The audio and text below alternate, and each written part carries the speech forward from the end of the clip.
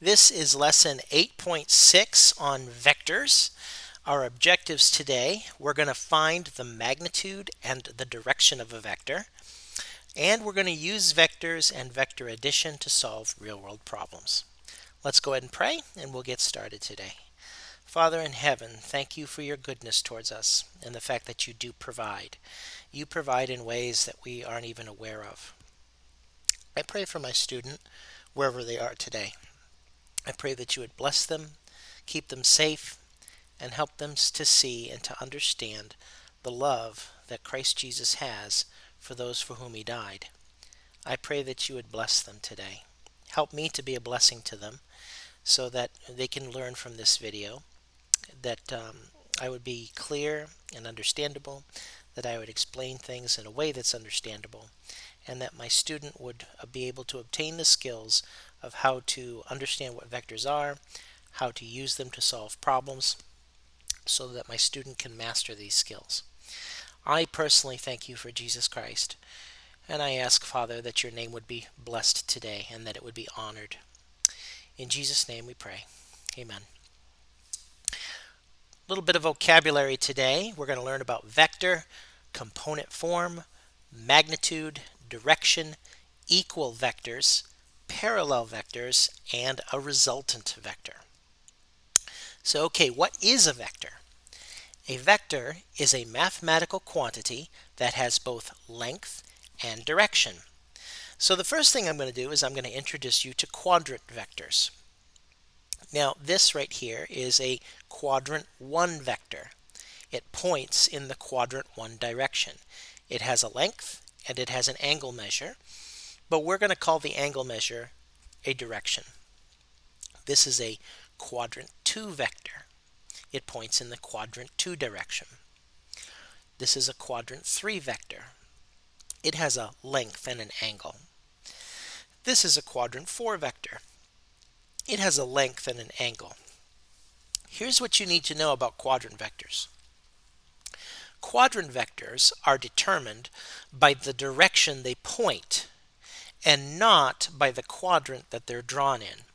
So it is totally possible to draw a quadrant 1 vector in quadrant 2. So a quadrant vector is not defined by the quadrant that it's in, but in the direction that it points. And we're going to explain why when we get to translation of vectors. Now, these are two specific other kind of vectors. They're not quadrant vectors because they will be on an axis. This one's called a horizontal vector, and it has an angle measure or a direction of 0. And this is a vertical vector. It has an angle measure or a direction of 90 degrees. And so these two are not quadrant vectors. They are defined to be on either an x-axis or a y-axis.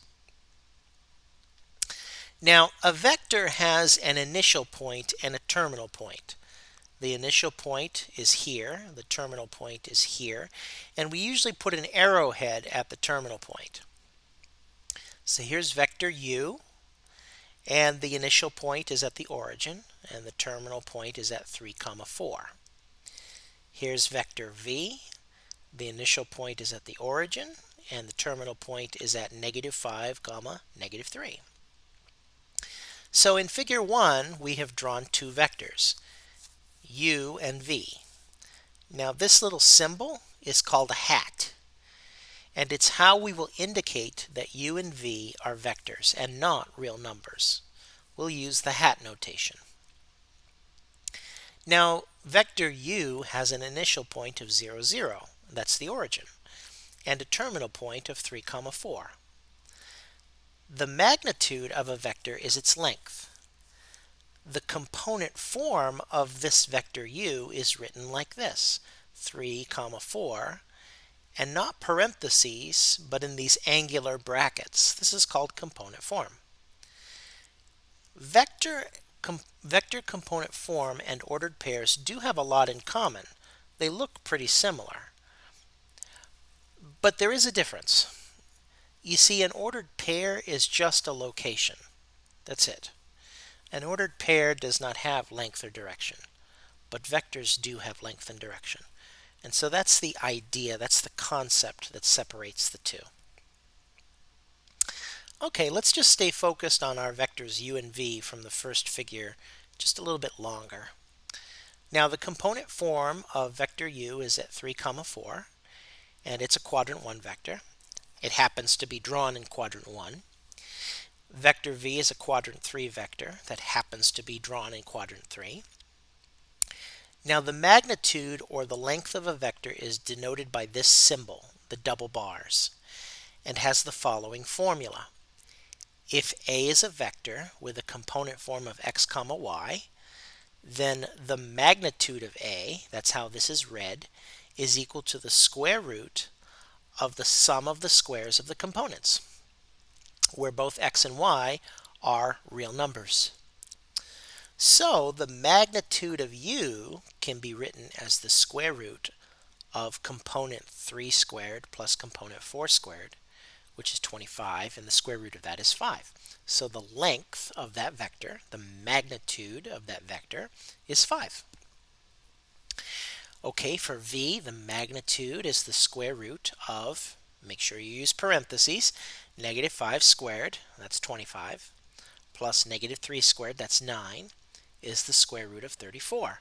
So the magnitude, the length of vector v, is the square root of 34.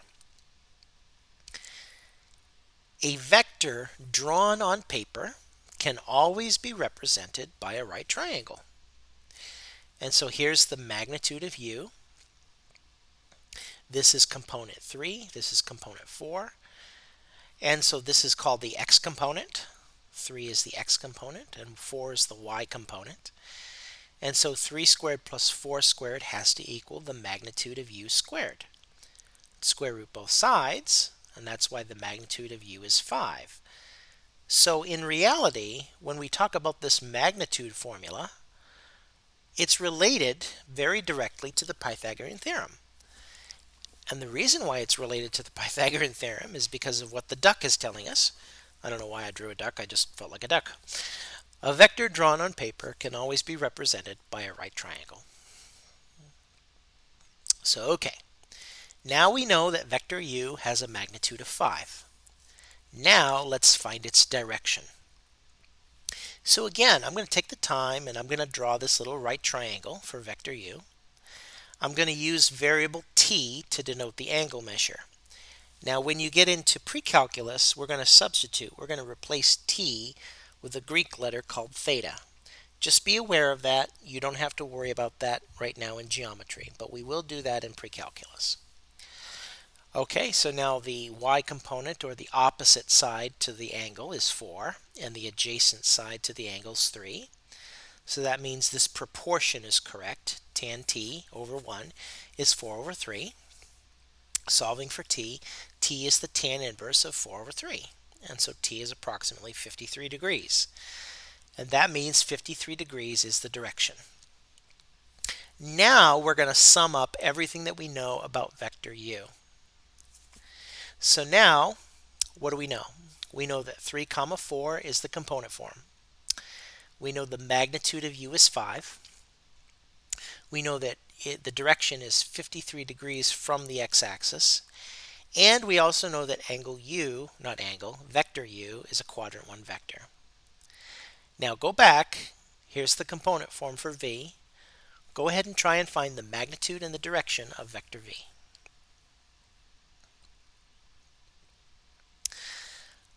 Let's give a formula for how we find magnitudes and directions. So, if x and y are real numbers, and if A is a vector with component form x, y, then the magnitude of A is equal to the square root of x squared plus y squared. And the angle measure, t, is equal to the absolute value of the inverse tangent of y over x. I'm going to have to explain eventually why the absolute value is necessary, at least for geometry. It won't always be necessary, but for geometry we're going to use the absolute value. So here's a vector w. Something strange happened. I had a vector w with component form -2, 5. and I found its direction. Tan t over 1 equals 5 over negative 2, which is t is the inverse tangent of negative 5 over 2. But when I did this, I got negative 68 degrees. So the question is, why did I get a negative? And so our little sage steps in.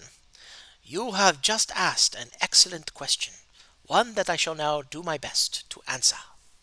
Okay, let's try to explain why sometimes we're going to get negative angle measures. So let's look at a clock, for example. When something in mathematics rotates in a counterclockwise direction, counterclockwise means against the clock, it flows in the opposite direction that a clock normally flows in, then that angle measure is considered to be a positive angle measure. So let's go ahead and look at quadrants 1 and 3. Here's vector A, and look at the angle measure. I have to rotate in a counterclockwise direction from the x-axis to get to the vector. So because I rotate counterclockwise from the axis to the vector for quadrant 1, and also for quadrant 3, I rotate counterclockwise, what that means is that quadrant 1 direction vectors and quadrant 3 direction vectors, you'll always get a positive angle measure. You'll be perfectly fine when you use the tangent inverse. And so these angles are rotated in a clockwise or counterclockwise direction. But now let's go ahead and look at vectors that end up in quadrants 2 and 4.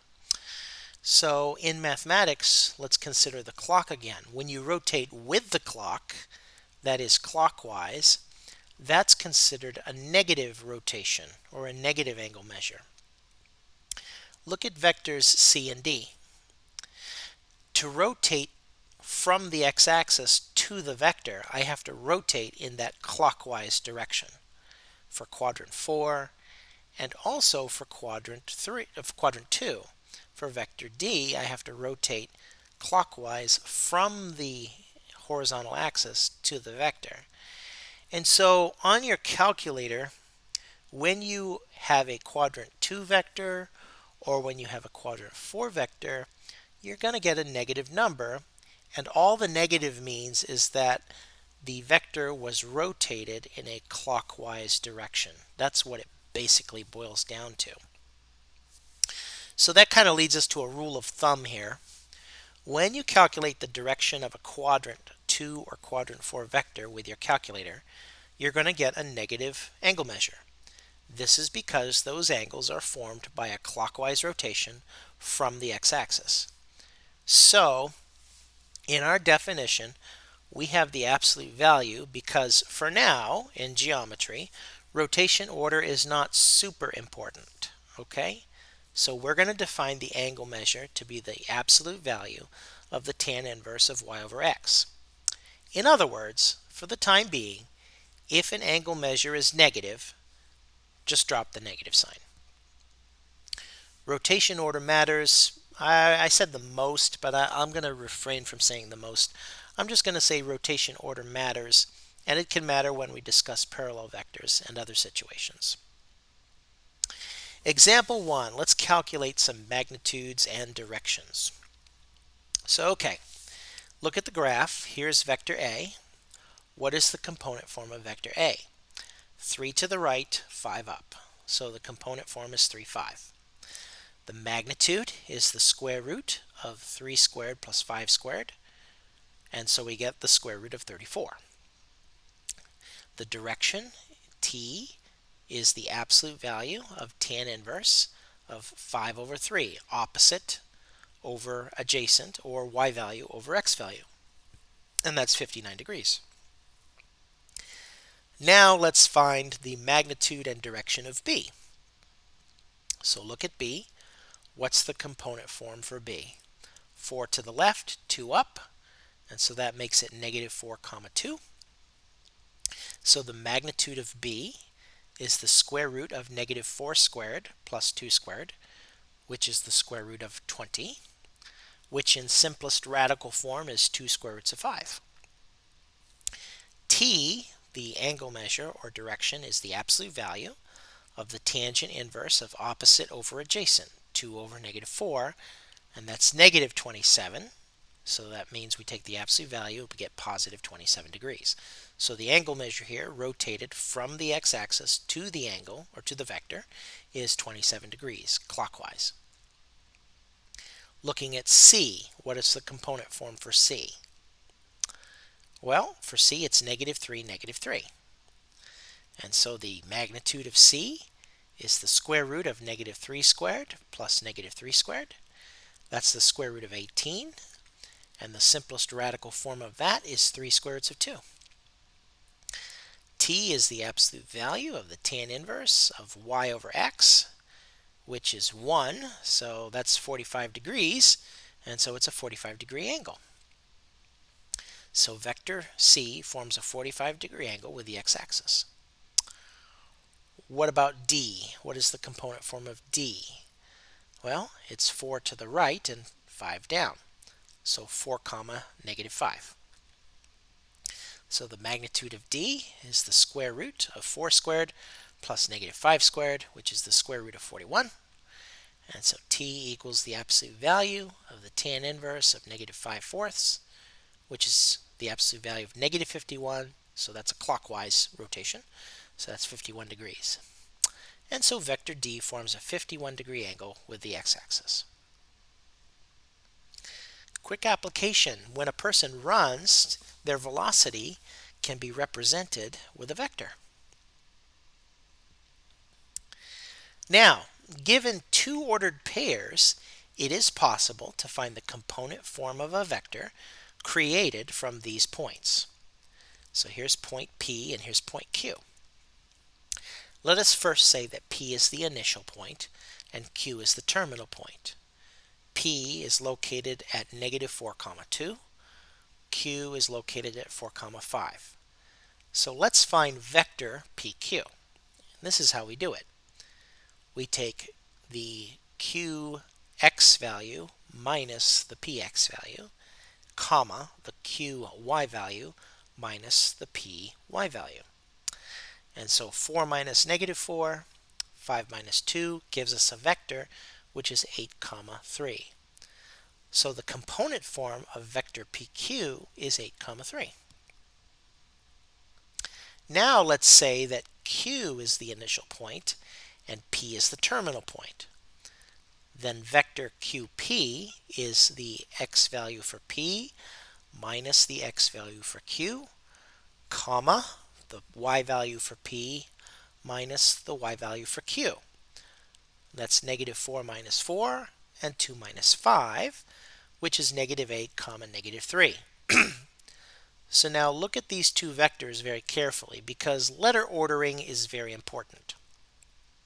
Whenever you have a vector that's composed of two letters, which represents two ordered pairs, the first letter will always represent the initial point. And the second letter will always represent the terminal point.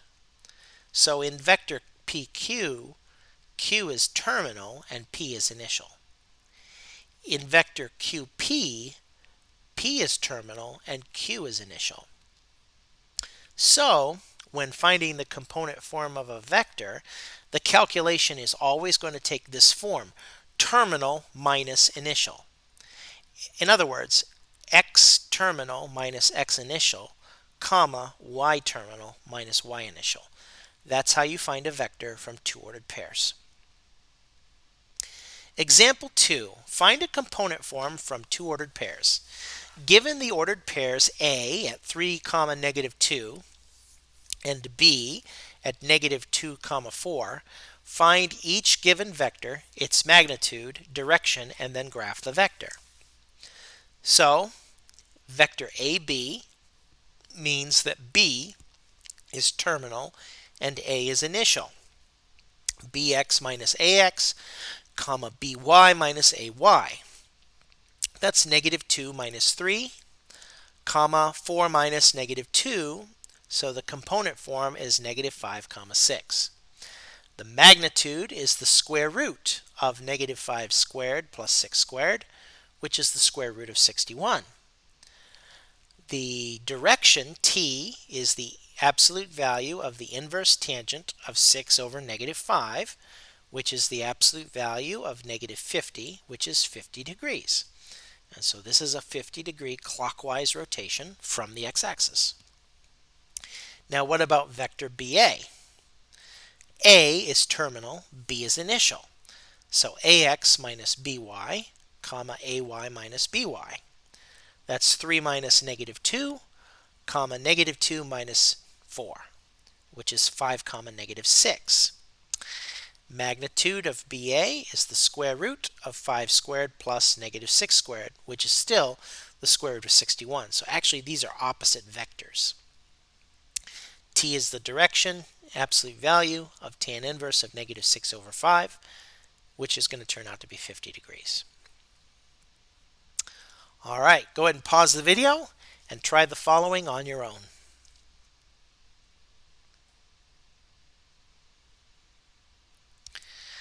Two vectors are equal if they have the same magnitude and direction. Two vectors are parallel if they have the same direction or opposite directions. So equal vectors are parallel, but not all parallel vectors are equal. So in the figure to the right, vector A is equal to vector B for two reasons. The magnitude of A equals the magnitude of B. Both of these vectors have a magnitude of 2 square roots of 2. And both of these vectors have exactly the same direction. They're both 45 degrees in direction. So they point in the same direction. Now let's look at C and D. C and D definitely don't have the same magnitude. You can just see that by looking at them. But they do have the same direction. Both of their directions are 34 degrees from the x-axis. You can calculate that by finding their component forms. And so because they have the same direction, they're at least parallel. They're not equal, but they're parallel. A and B are equal. Well, how about C and F? Well, C and F are definitely parallel, because while they do not have the same magnitude, they do at least point in opposite directions. So, for example, if I found the magnitude of C, that's 34 degrees, the magnitude of F, or not the magnitude, the direction of C is 34 degrees, and the direction of F is also 34 degrees. Now C is a quadrant 4 vector, and F is a quadrant 2 vector. They're pointing us in opposite directions, so they're opposite vectors. But they are parallel also, because they have kind of the same direction, even though they point different ways. And so opposite vectors can also be parallel. Here's the thing we want to ask. If you find that two vectors have the same angle measure, ask yourself this question. Do they have terminal points that point in the same direction or in opposite directions? So, okay, let's go back and let's ask a question that we need to ask. It's an important question. What exactly is component form? So, okay, here's a vector A. The initial point of A is at negative 2, 1, and the terminal point of A is at 2, 2. So we find the component form by doing 2 minus negative 2, 2 minus 1, and we get 4, 1. Now, if we graph the component form of vector A, we get the following image. Notice that the initial point is at 0, 0, and the terminal point is at 4, 1. So even though this vector here has the same magnitude and direction of the original, its initial point is at the origin. And that leads us to the question, what exactly is component form? So why is it that the initial point of vector A begins at the origin for the component form and not for the original graph of A? What happened? Well, the answer is this. We're going to very soon talk about what it means for vectors to be translatable. When you find the component form of a vector, what you are really and truly finding is an equivalent vector whose initial point translates to the origin. Don't miss that. I'm going to say it again. The component form of a vector is an equivalent vector whose initial point is translated to the origin. That's what component form is. It's an equivalent vector that's translated, which means moved, slided, from wherever it was originally to the origin. So that leads us to a very important principle which we're going to use quite a bit. Vectors are translatable. This means that given any vector A, you can shift the vector horizontally and or vertically as much as you like and still have an equivalent vector. Example 3. Translate each given vector by the given amount. Graph the vector before and after translation. So vector A is at 1, 2. I'm going to translate it 2 units to the right and 3 units up. So here's the original vector. And then 2 units to the right and 3 units up, here's the translated vector, which I'll call vector A prime. Vector B is at 2, 3. I'm going to go 3 units to the left and 2 units up.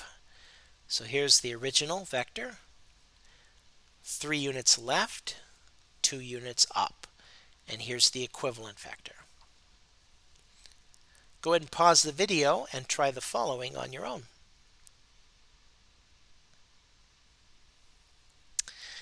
Okay, let's talk about vector addition.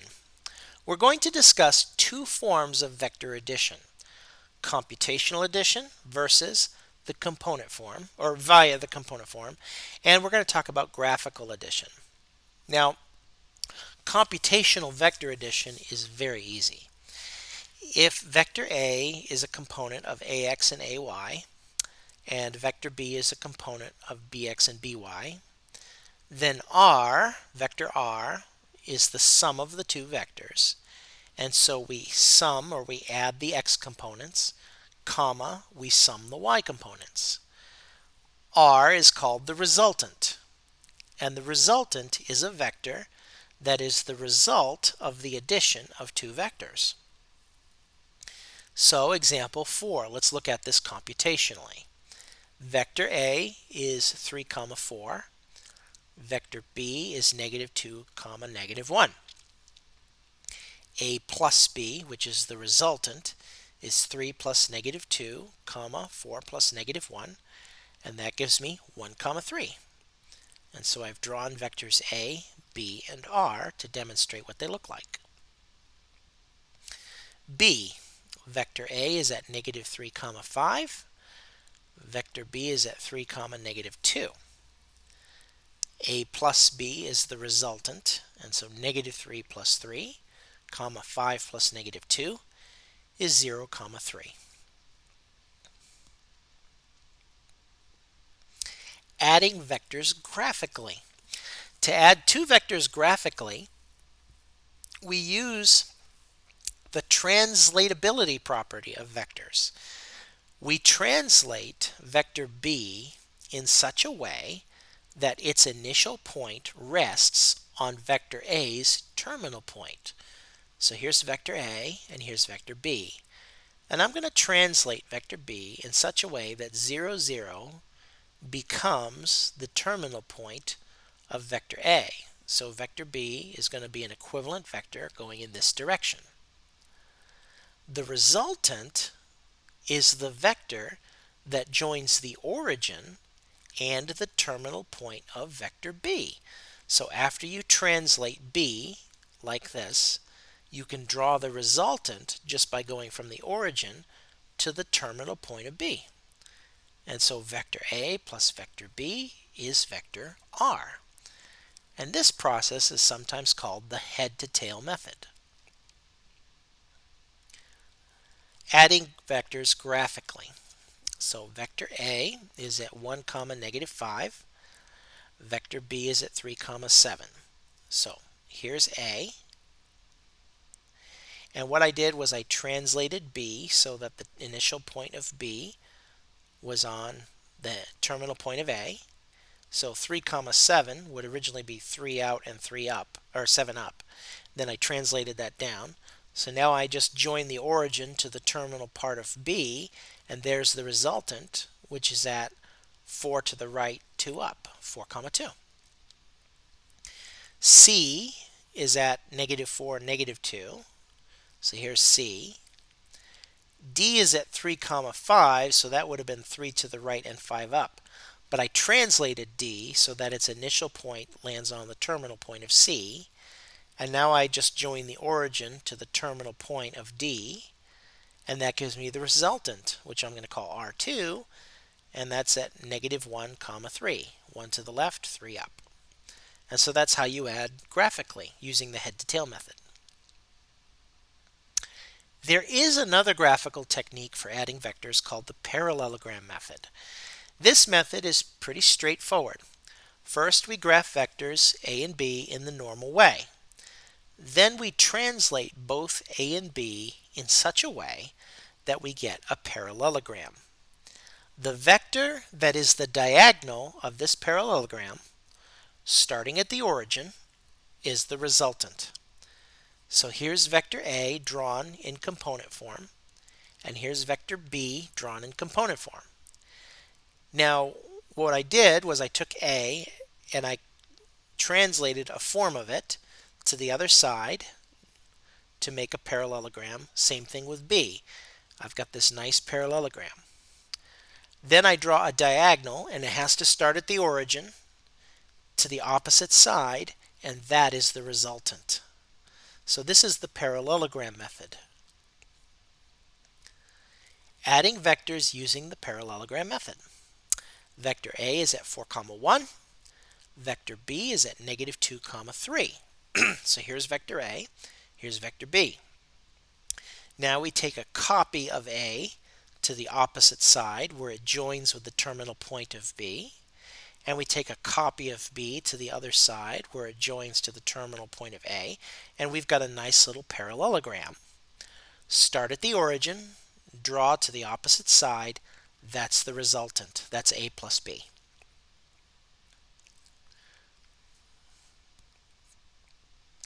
Get some graph paper out. Try the parallelogram method on your own. All right, let's talk about the zero vector. The zero vector is the vector whose components are both 0. It has no magnitude and no direction. So the zero vector is 0 comma 0. Zero vector is, well, this is the zero vector. The hat means it's not a real number. Vector additive identity property. If A is a vector, then A plus the zero vector is still vector A. We can show this by just saying vector A plus the zero vector is AX plus 0, comma AY plus 0, but that's AX, comma AY, and that's still vector A. So that's why we can add the zero vector and not change anything. Opposite vectors. If vector A plus vector B happen to be the zero vector, then that means that A and B are said to be opposite vectors. Zero vectors are not the number 0. Opposite vectors do not add to the number 0. They add up to the 0 vector. That's important. All right, let's talk about finding component form from a vector and bearings. So, okay, what is a bearing? A bearing is another way of specifying direction. So, for example, n 50 degrees east is a bearing. It's read as north, then 50 degrees towards the east. North in this example is the primary direction, and east is the secondary direction. Let's say a vector has a magnitude of 1 and has a bearing of north 50 degrees east. First, we draw a vector of length 1 along the northward line. Then we rotate this vector 50 degrees towards the east. Now it is important to note that 50 degrees is not the direction of the vector, but 90 minus 50 degrees is 40 degrees. And remember, the direction of a vector always rotates from a horizontal axis, not from a vertical axis. That's why 50 degrees is not the direction. But 40 degrees is the direction because that would rotate from the horizontal. So let's see if we can understand directions or bearings a little bit more. Graph the vector with a magnitude of 1 and has a direction of north 30 degrees west. First, you draw a vector of magnitude 1 along the northward line, and then you rotate 30 degrees towards the west and draw another vector of magnitude 1. And that is how you draw a vector given its magnitude and given its bearing. North is the primary direction, west is the secondary direction. So you always rotate from the primary to the secondary, from the primary towards the secondary. Now let's find the component form of a vector A with a magnitude of 5.8 centimeters and a bearing of north 31 degrees east. Now what I do is I draw a picture. So here's my magnitude of 5.8 centimeters, 31 degrees east. Question: what is the direction? It's not 31, it's 90 minus 31, which is 59. Now I find the x and the y values. I know that this angle measure right here is 59 degrees. So, by definition, using trigonometry, the cosine of 59 degrees is adjacent side x over hypotenuse 5.8. So x equals 5.8 times the cosine of 59 degrees, and that's approximately 3.0. The y value is opposite the 59, and so the sine of 59 over 1 is the y value over 5.8, and so that's y equals 5.8 times sine 59, which is about 5.0. That's trigonometry.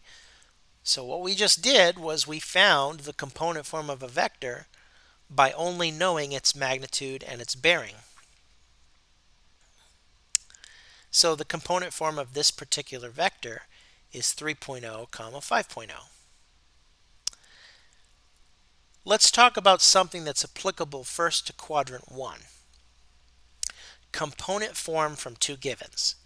If capital M is the magnitude of vector A, and T is the direction of A, and if vector A is a quadrant 1 vector, then the component form can be written like this: m times cosine t, comma, m times sine t. That'll give you ax and ay. And that will always work in quadrant 1. Well, what about the other quadrants? Well, we'll get to that, but there's a couple of little small details we have to take care of first. But let's look at example 8 before we get there. Find the component form given the magnitude and the direction or bearings. So here I know that the magnitude of A is 3.3 centimeters.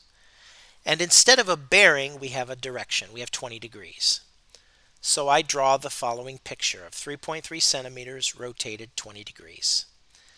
Using the formula above, since this is a quadrant 1 angle or a quadrant 1 vector, x is 3.3 times the cosine 20, that's about 3.1.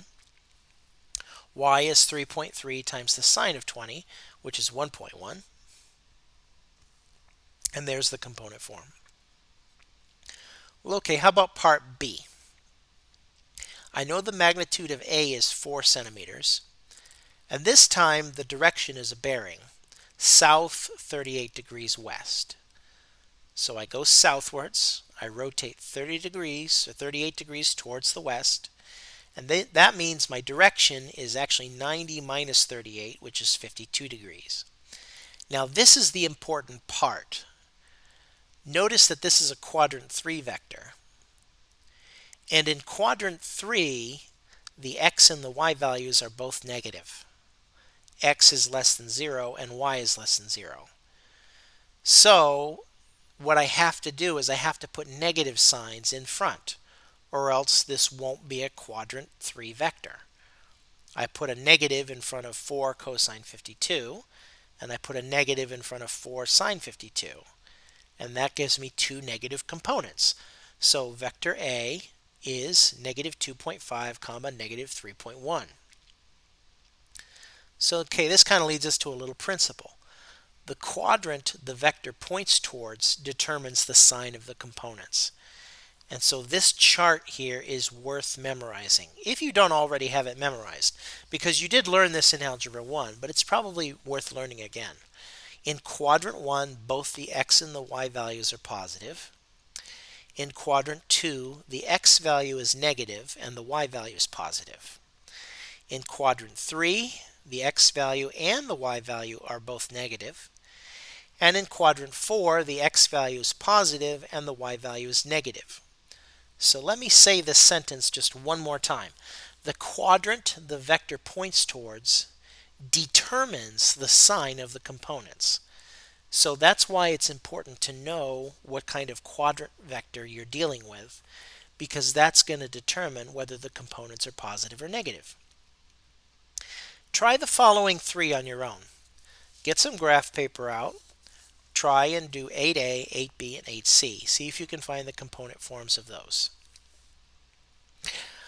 Okay, that was a very long lesson. I totally acknowledge that. But vectors have a lot of details that go along with them. And I'd rather try to explain too much than too little.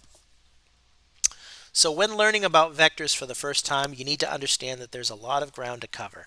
Vectors and how to use them and represent them correctly is a broad topic. In this lesson, we decided that brevity should be sacrificed for completeness and detail. God many times uses the long and the difficult to train us in the way that we should go. Try giving James chapter 1 verses 2 through 8 a quick read. All right, that is our lesson on vectors, the mathematical part of it. And in the next lesson, we're going to learn about how to use vectors in applied problems. God bless you, wherever you are today.